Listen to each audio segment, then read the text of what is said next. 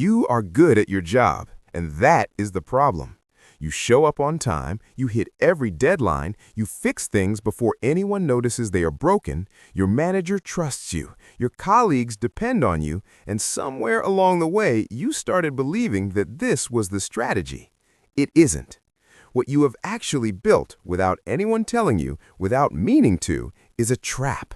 And this trap is not costing you money, it is costing you years. By the end of this video, you are going to understand the exact mechanism that keeps competent, reliable people stuck in the same role for years, while people who are objectively worse at the job move past them.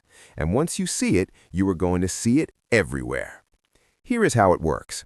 When you are good at your job, you become valuable in a very specific way.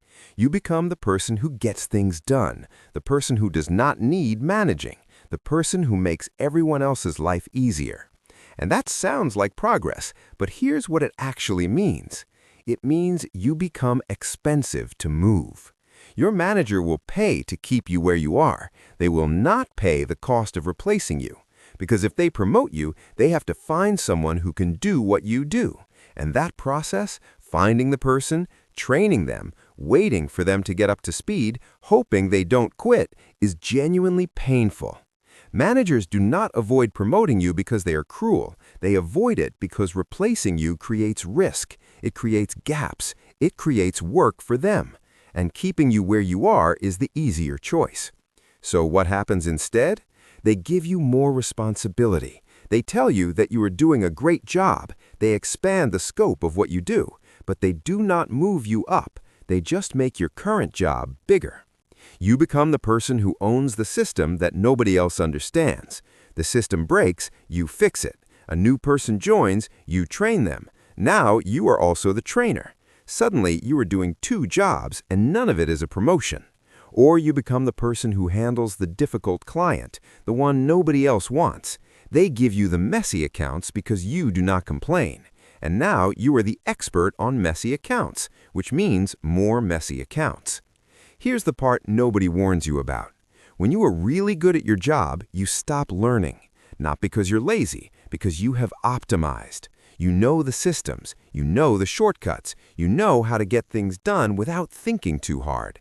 And that efficiency feels like mastery, but it's not mastery, it's repetition.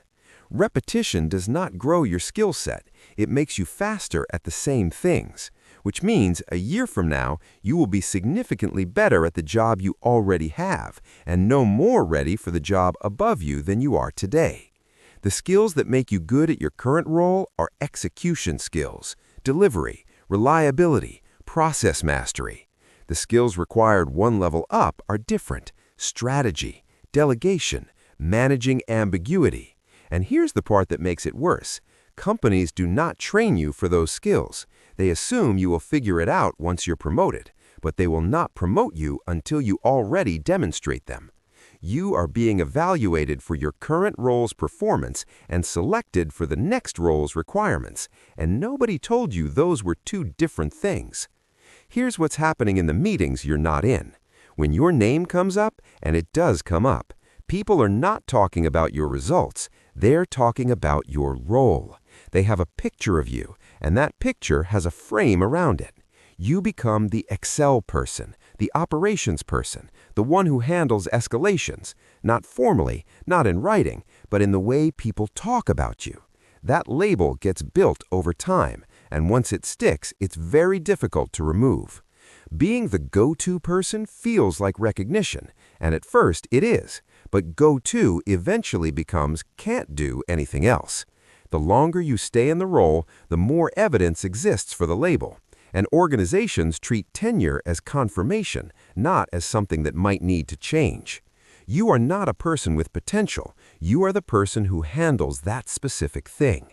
And once people see you that way, the only way to change it is to go somewhere that doesn't have that picture of you yet. Here's the part that feels unfair. You did everything right. You worked hard, you were dependable, you solved problems quietly, you never complained. And somehow, that's the problem. You were easy to manage. You did not create urgency. You did not make anyone worry that you might leave. And organizations respond to what's in front of them. If you are quietly excellent in the background, you're not in front of them.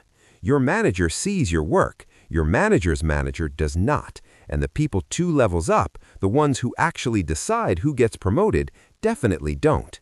Promotion decisions don't happen in performance reviews. They happen in succession planning meetings, in skip-level conversations, in hallway discussions about who's ready. And in those rooms, the people deciding are working from narrative, not from data. They're not looking at your task completion rate. They're asking who comes to mind when they think of the next role. Performance data tells you are good. Narrative tells you are ready. And if no one is telling your story, you don't have a narrative. The people who do get promoted are often not the best at the job. They are the ones who made themselves visible. They talked about their work. They built relationships outside their immediate team. They didn't just do good work. They made sure the right people knew they were doing good work. And that's not bragging. It's context. It's making sure that when someone is trying to remember who comes to mind for the next opportunity, your name is the one that arrives. The other thing they did was ask. They made their ambitions known. They made it clear, not through drama, not through threats, just through clarity, that they were growing with or without this role. And that single thing changes how leadership thinks about someone, because now there's a clock. Now there's a cost to leaving them where they are.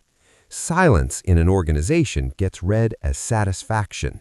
If you're not talking about what you want, leadership assumes you're happy where you are. And if they think you're happy, there's no reason to move you. Here's what this comes down to. Competence is not a strategy. It's a baseline. Competence gets you in the room. It gets you stability. It gets you the respect of the people who work closely with you. But it does not get you movement. And most people spend years never thinking about that distinction. They just keep getting better at what they're already doing and wonder why nothing changes. The trap is not that you are bad at your job. The trap is that you are excellent at a job that leads nowhere. You optimized for the wrong thing.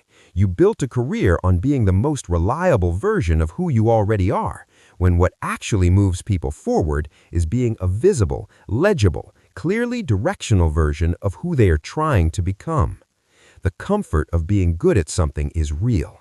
The recognition feels good. The stability feels safe. But comfort and progress are not the same thing. And most people choose comfort without realizing they're choosing it.